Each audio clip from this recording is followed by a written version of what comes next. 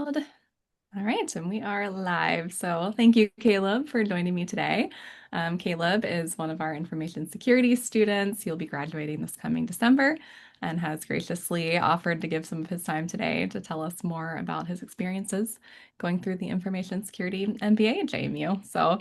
Yeah, Kaleb, if you want to start and just remind me again kind of your undergrad background, what you studied in undergrad, and if you want to talk a little bit about your path since undergrad professionally, we can start there. Sure. Thanks, Anna. So I'm Kaleb Elliott.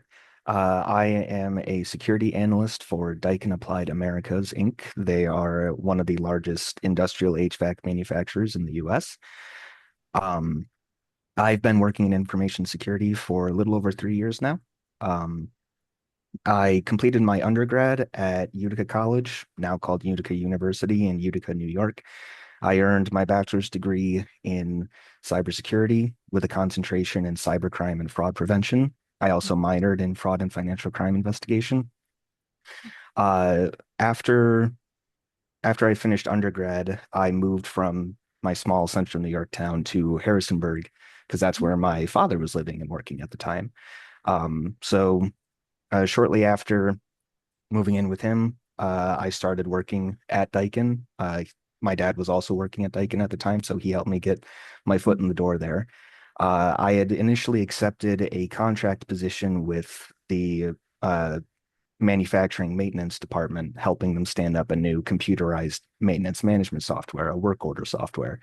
And it just so happened that while I was in the middle of that contract, Daikin had announced that they were starting up a dedicated information security department. And since that's where I wanted my career to go, I reached out to who was named as the director and got in contact with him. We met a few times, and that fall I was able to transfer over to the new information security department. And I have been with them since, helping build up their vulnerability management capabilities, and threat hunting, threat intelligence, cloud security, all of the above, because we're a new expanding department. So we got to wear a lot of hats. Yeah, wow, that's amazing. What great timing for you to kind of get your foot in the door. And then, yeah, obviously, it's a hugely growing field with a lot of needs. So, is there a big team that you work with then, or are you kind of leading the charge in some ways on a lot of these aspects? We've expanded a lot in the past year. For the first couple of years that I was on the security team, it was a team of three, including the director. But we've since expanded to roughly 20. There's been a lot of organizational change. Um, my boss at that time has moved to a different pillar of the overall security department. Um, and my direct team, which is security operations and incident response, threat management, we're still a team of three. But we're looking to expand hopefully within the next few months to get a couple more hands on. Yeah, that's amazing.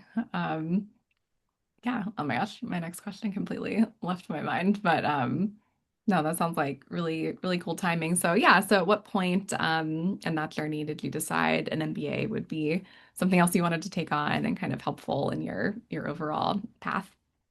Yeah, as I was continuing to get my feet under me in information security, I found that I where I saw my career, where I saw where I wanted my career to go, I felt more comfortable with the idea of leadership rather than a technical expert individual contributor. Because to be completely honest, I'm not the most technical guy in the world. I'm competent in my job, but I don't spend a whole lot of time outside of work doing a whole lot more techie stuff like what a lot of the technical experts in the security department and IT infrastructure they do. So Sure. I was just drawn to more of the business side. And One of my colleagues and good friends now, uh, he is an alum of the MBA program. He did the MBA or the innovation track, um, and he recommended the MBA program to me. So he gave me your email address. He gave me Mike Pryor's email address, and I got in contact with both of you. I had a meeting with Mike Pryor the next day, He told me more about the program, walked me through what the application process would look like, the GMAT exam.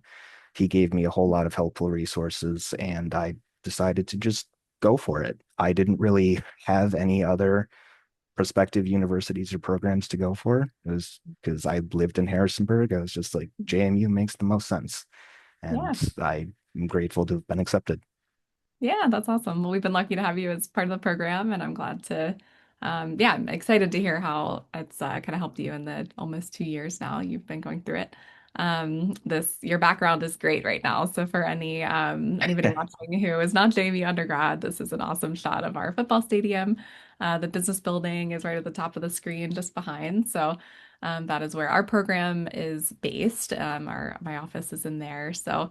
Yeah, as an MBA student, you have all of the resources of being a JMU student. You can go to football games, you can use the gym, you can use the health center and the libraries and everything else on our very beautiful campus. So yeah, Caleb, you're kind of in a unique position from a lot of our information security students. Many live closer to like the Northern Virginia area because the classes are in Tyson's Corner once every other month when they do meet in person. So hopefully you've gotten to take advantage of a little of both, being able to be part of the InfoSec concentration, but also maybe take advantage of some JMU resources too once in a while.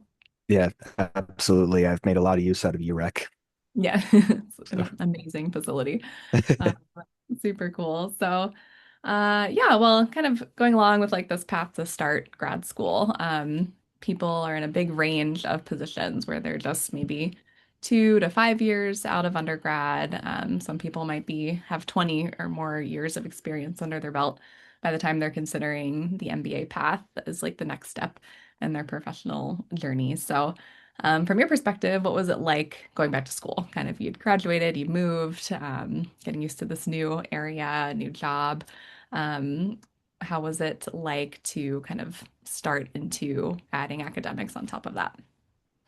uh, yeah, like with a lot of things, once you step away from it for a little while and then come back to it, you're a little rusty. But I was unfortunate in that I was only 3 years removed from undergrad when I started the program. So um, I felt like it was relatively easy to get back into the swing of things of having a class schedule and coursework to stay on top of. Um, but I also feel like the workload has been very manageable.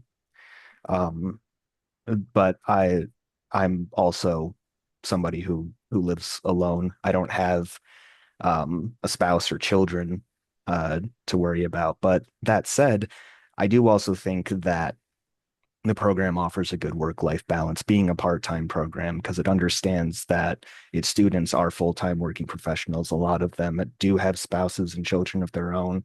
I've had several classmates have children in the middle of this program, and Yeah. they've been seemingly managing just fine, staying on top of their coursework. We do a lot of group work, and I haven't really had a lot of scheduling conflicts or work conflicts with my classmates. So it's very manageable, and I found it to to be manageable to get back into school. Yeah, awesome. Could you estimate like per week, per 8 week block? So you have one class at a time every 8 weeks. Class meets in person on Zoom one evening per week from about Mhm. 7 to 10 p.m.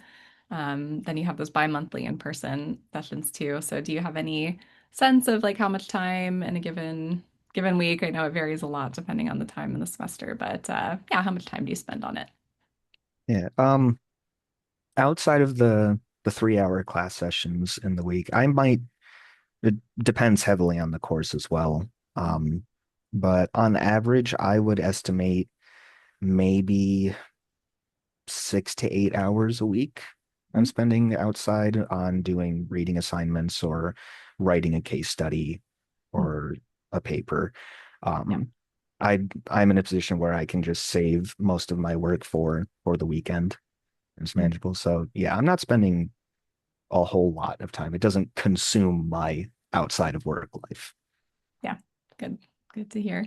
And you have a nice little break right now, but we'll talk about Mhm. we'll talk about the 695 trip later. But um yeah, you mentioned kind of some of the types of work that you might be doing, case studies and papers.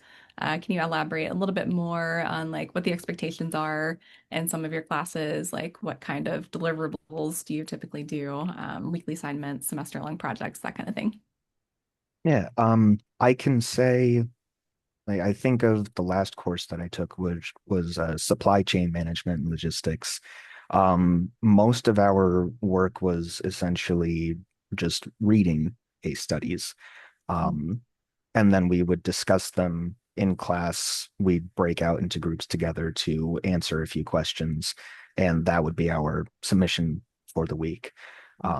So I found that to be enjoyable, and I that was great for a work-life balance. Um, in some of the more involved classes, like corporate finance is what comes to mind. That was a lot of reiterating through notes. And it was more like actual financial math problems to Mhm. solve. Um, that that was probably the most challenging course because just the nature of the material, and I don't work a whole lot with numbers in my day-to-day job. Mhm. So that was an adjustment, but also doable. I ended up with an A in the course. So Nice. Awesome. Not surprising. That's fantastic. Yeah, so that's interesting because it's you wouldn't think of someone working maybe in cybersecurity of corporate finance to be something, yeah, that they would study or need much. So yeah, can you talk a little bit about how what you've studied in some of your classes has helped you professionally? Like what have you found that you've been able to take from the classroom into your professional path, into your professional day to day? yeah, I think the program overall has helped me think differently, think bigger picture, and also anticipate what my boss might be asking for me a couple steps in advance. If he asks me to complete a task, helps me think about why am I doing this? What will this help my boss be able to communicate to his boss and work its way up the chain? Um, for certain things, such as considering security tools to purchase for our department, um, understanding the um, just the like balance sheets and um,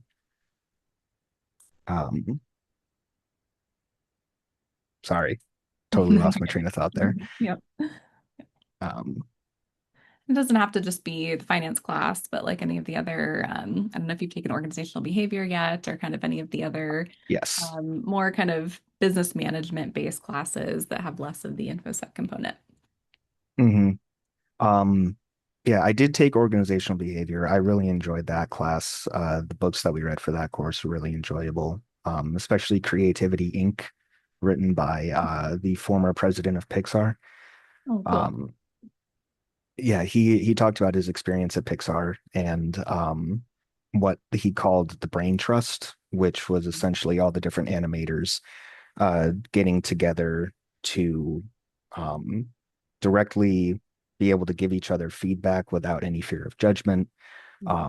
Because at the end of the day, they're just trying to create the best product that they can. And I like to think that I take the lessons learned from that book and apply that um, in my own work. In that we have a lot of different tasks, but working towards the same ultimate goal of course, securing our environment as best we can.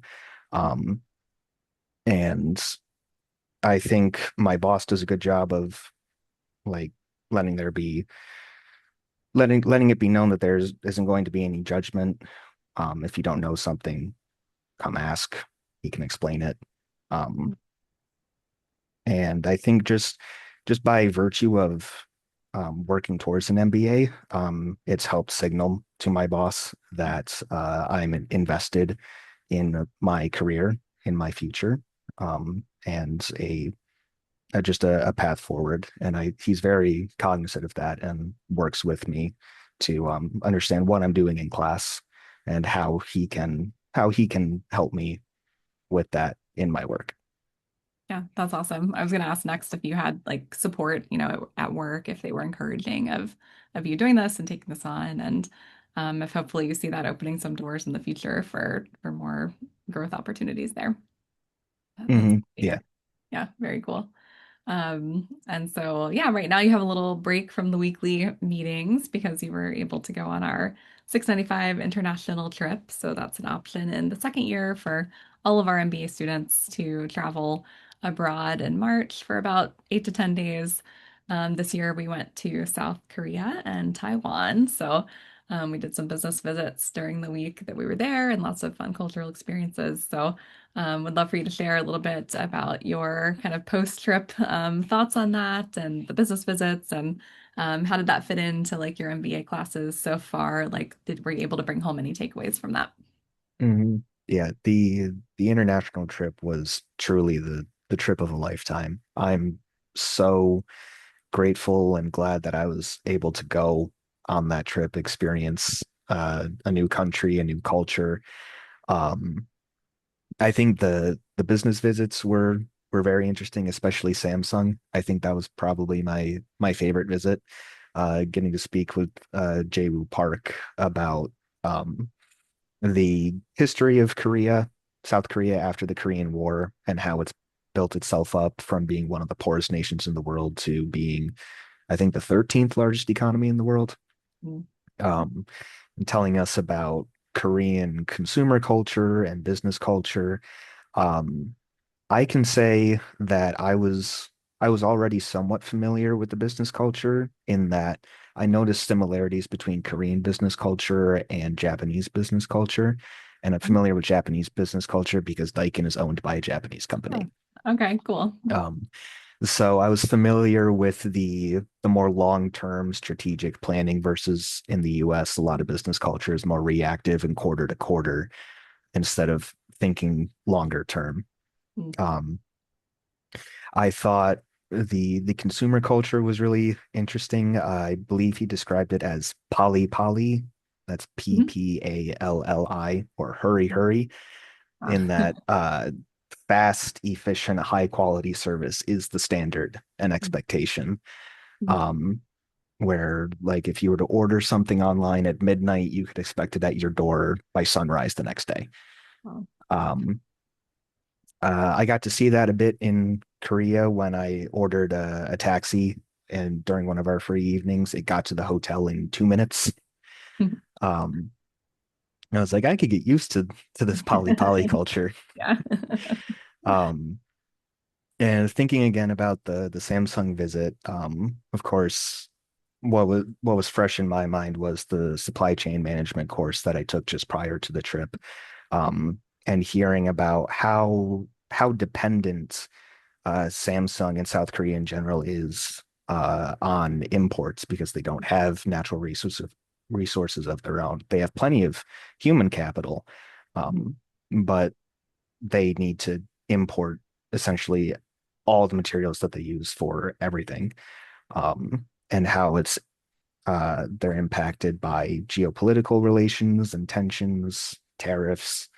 Um, so seeing some of the concepts I learned in supply chain management applying in the real world in Korea, I felt like that was very interesting to hear Yeah. about. Yeah, for sure. I loved that visit too. The Samsung speaker was incredible and did such a great job of sharing context in a really engaging way. Yeah, what have been some of your other favorite classes in the program so far? Um, I think back again to Introduction to Information Security. Mhm. Um, Professor Neil Schloth is fantastic, great guy, great professor. Very glad to have made a connection with him. It was good for me to be able to revisit some of the basics and foundations in information security and revisit some topics that I might not interact with in my day-to-day work. Um, Organizational behavior, I think, was another great course. Because I'm big about establishing good relationships in the workplace and trust. Um, so that course really resonated with me. Um, Yeah, those are two that really jump out in my mind. Awesome. You've got four left, and then you'll be graduating in December. So hopefully a few more great ones ahead too. With that intro to information security, I'm curious how your classmates might have done in that class who don't have a background in cybersecurity. So our cohorts are you're going through the whole program with the same group of a little over 20 people. And not everyone, there's no requirement to have studied information security previously or anything like that. So I know there are some classmates who don't have a background in that. So, in your group work or anything like that, have you been able to observe how they have done with those more maybe technical classes compared to others? Have you seen any strengths or challenges come out of that? No, I think from what I can recall, I think every one of my classmates that might not have a technical background, they were still able to absorb the material very well and be able to apply it in the group work. I it was well laid out, well explained. Um, yeah, since it was an introductory course, you didn't need to be super familiar with cybersecurity concepts. They would be explained to you. Cool. Yeah, how has your cohort been? What's it been like with kind of a range of industries and educational backgrounds? How has that cohort experience been for you? Really enjoyable. I've made a couple of friends, even though they were kind of dispersed geographically. One lives in Maryland, the other just recently moved to Orlando. Um, but we all get along really well. We have a dedicated Slack channel for a big group chat to uh, get help on homework or discuss how class is going or just converse about whatever. Yeah. Um, I think my perspective might be a little more unique in that I'm considerably younger Mhm. than a good portion of my classmates.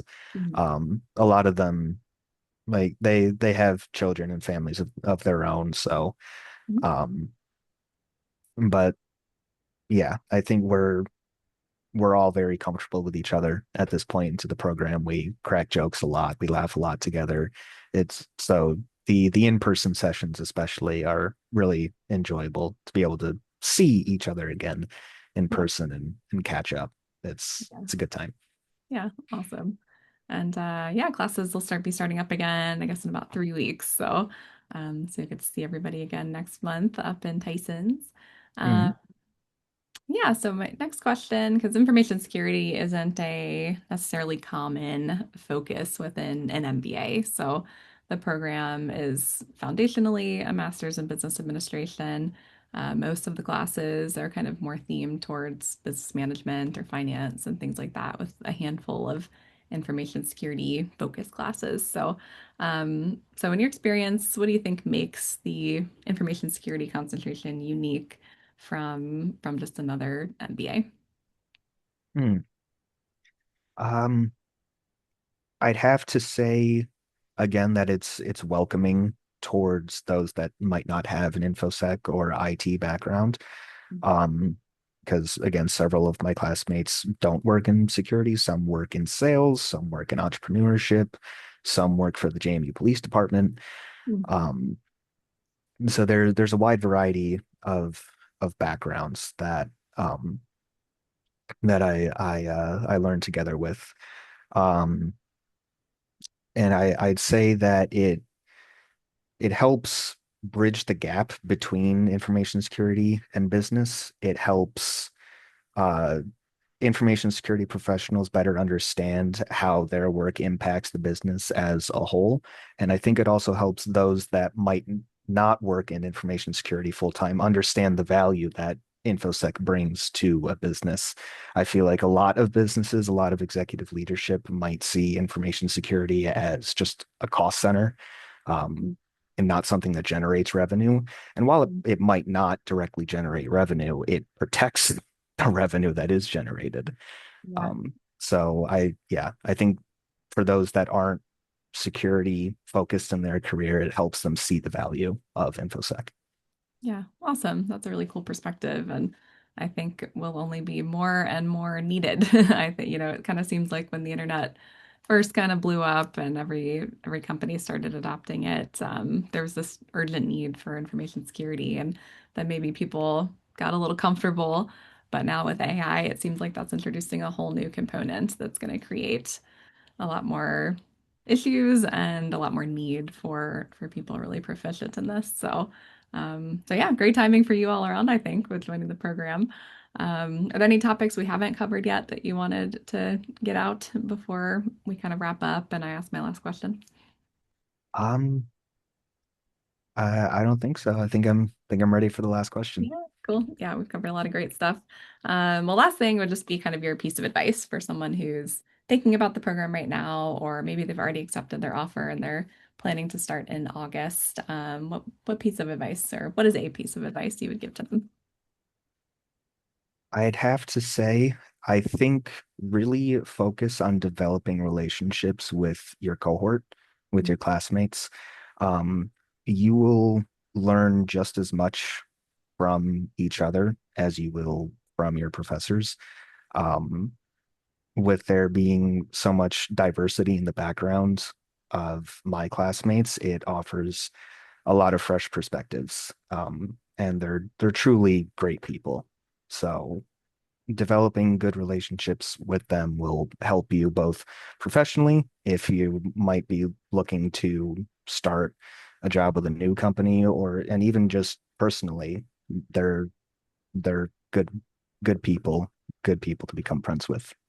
Yeah, amazing. Well, that's a perfect note to end on. And as a soon-to-be graduate and then alumni, then hopefully you'll be able to keep coming to events we're having, networking events, or homecoming every year, and keep meeting people in the new cohorts beyond as well. So, Yeah, absolutely. I hope to. yeah, awesome. Well, thanks so much for your time. I'm going to stop recording now, but I know if anyone watching wants to connect with Kaleb and ask any more in-depth questions, I'd be happy to coordinate that. So thanks for watching today, and Kaleb, thanks for your time. Thank you very much.